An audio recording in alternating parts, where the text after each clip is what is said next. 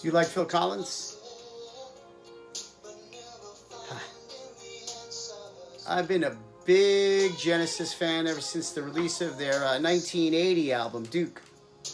Before that, really didn't understand any of their work. It's too artsy, too intellectual. It was on Duke, where Phil Collins' presence was made apparent. I think Invisible Touch is the group's undisputed masterpiece.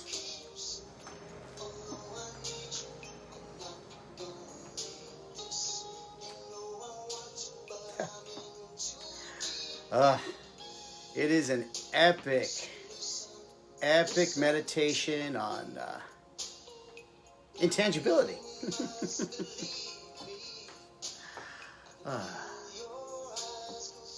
At the same time, it enriches and deepens the meaning of the previous three albums.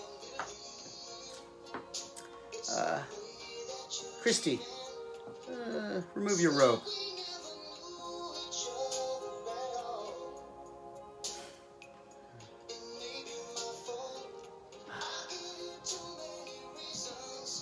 Listen to that brilliant ensemble playing of Banks, Collins, and Rutherford.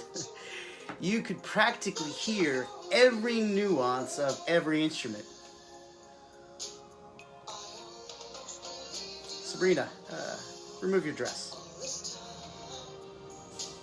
In terms of lyrical craftsmanship, sheer songwriting, this album is a new peak in their professionalism. Sabrina, why don't you dance a little?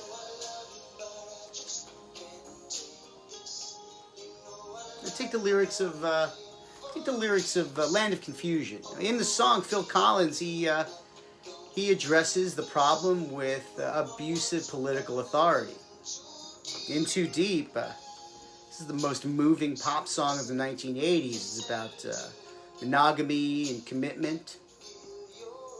This song is uplifting. Their lyrics are as positive and affirmative as any I've ever heard in rock and roll. Christy, get down on your knees so that Sabrina can see your ass.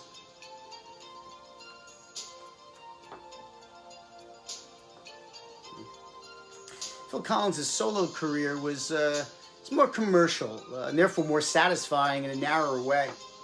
Especially songs like In the Air Tonight or Against All Odds. Sabrina, don't just stare at it, eat it.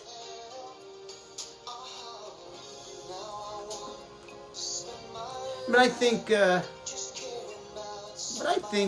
Phil Collins, his best work is when he's confined to the group rather than a solo artist. And I do use the word artist. This song.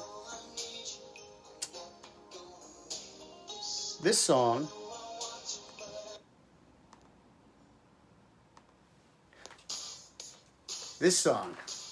Susudio. It's a great song. It's a personal favorite.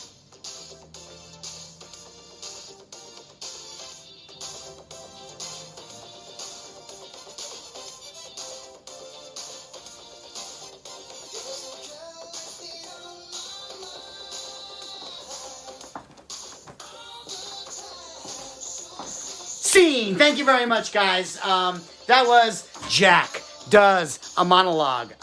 So that is obviously a pretty fucking creepy scene from American Psycho when Patrick Bateman has the two escorts at his apartment. The scene eventually leads to him like really desperately physically abusing the women. Your thoughts on the movie are your thoughts. I think the actual movie book is a brilliant critique of what's wrong with masculinity, specifically isolating that Wolf of Wall Street type masculinity of the 1980s. The Kill or Be Killed the kill or be killed kind of undertone or subtext of capitalism. But yeah, no, I chose that because I love the movie. I love Christian Bale. Obviously, Christian Bale is, I think, one of our most brilliant contemporary actors. He's so much fun to watch. This was a weird piece to work on because, you know, in the movie, there's a lot of action in a sense that he's walking around his apartment. He's kind of watching the girls do their sexy, we're escorts here, but where is this going type thing. It gave me a lot of liberty to take some awkward, weird pauses, which I'm curious to see how that turned out afterwards. With that said, thank you so much for coming and enjoying Jack Does a Monologue. So this was episode 30. I've done 30 of these. Obviously, I do songs as well, but if you guys have any suggestions of possibly doing a monologue or a song, just put it in the comments. Feel free to like and share this thing if you want.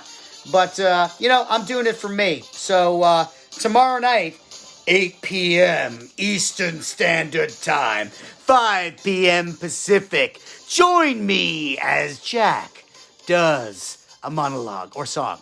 But I'm loving doing the monologues, although I haven't done a song in a few minutes. I see Bob Honest is there, Ryan Gall is there, Victor Dante. Guys, thank you for coming and checking it out. I hope you enjoyed it. I hope this wasn't too long. And I will see you tomorrow at 8 p.m. Pacific. No, 8 p.m. Eastern Standard Time, 5 p.m. Pacific, when Jack does a monologue.